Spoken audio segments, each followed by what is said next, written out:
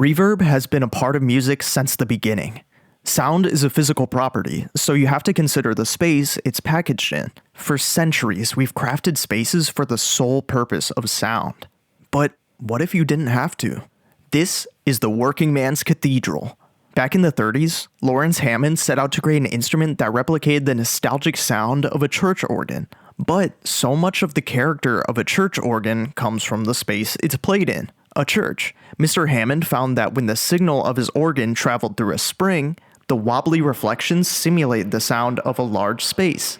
He built these early spring reverb units into his organs, and sold them specifically to churches that didn't have a large reflective space. In an attempt to recreate the sound that was so nostalgic to him, he ended up shaping the sound that would become nostalgic to future generations. And as this first artificial reverb became popularized, guitarists caught on with Spring King pedals and even built springs right into the amp. A spring reverb unit is very cheap and compact, so it allows anyone the opportunity to fake a space. But this wasn't the weapon of choice for everyone. Spring reverb has a very distinct murky sound and isn't very convincing as a real space. So German company Elektromesstechnik, or EMT, got to work, building from the foundation of the spring, creating a far more convincing artificial reverb. In '57, they released the EMT 140, the very first plate reverb, and they call it a plate for a reason. It's just a large sheet of metal suspended by 4 springs, ready to receive your signal. It's truly a beautiful and versatile sound. It's impossible to overstate how ubiquitous the plate was, and still is. This is the sound of artificial reverb. But there's a problem. These things are huge, heavy, and expensive. You practically need to set up a whole different room for these guys. They're as inaccessible as it gets.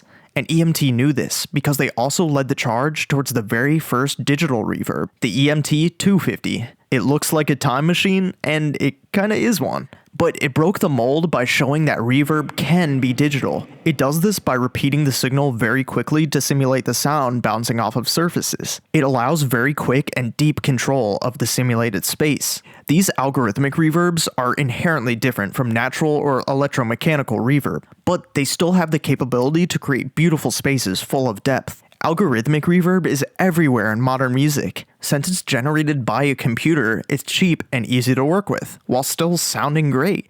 But sometimes, it sounds a little too perfect. Wouldn't it be cool if we could insert real spaces without having to be there? If we could sample a space? As it turns out, if you make a short, loud sound in a space, that reveals the acoustic character of the space. This is called an impulse response. With the right calculations, you can use this impulse response to insert that exact reverb onto any other sound. It's called Convolution Reverb, and it was first made viable by the Sony DRE S777, mostly for the purpose of Foley and sound effects. Instead of recording sounds on set, you could sample that space and use it in the studio later. You can do this yourself very easily by recording a clap in the space you want to capture. There's your impulse response, and you have that space forever to use on whatever you want. This has typically been done with studio hardware and plugins, but Convolution Reverb has just started to seep into the pedal world. The first one was made in just 2014. Unless you're a real nerd, and if you've gotten this far, you are, a lot of people don't realize the significance of this technology. We've gone from using a spring in a box to indistinguishable recreations of real-life spaces. In a box. There's a lot more to cover here, so if you'd like me to dig a little deeper, let me know in the comments what effects you'd like to see next. Keep it right here on Stained Glass Stories for more. And if you want to see more of me, go check out my snail. Stay dreamy, everyone.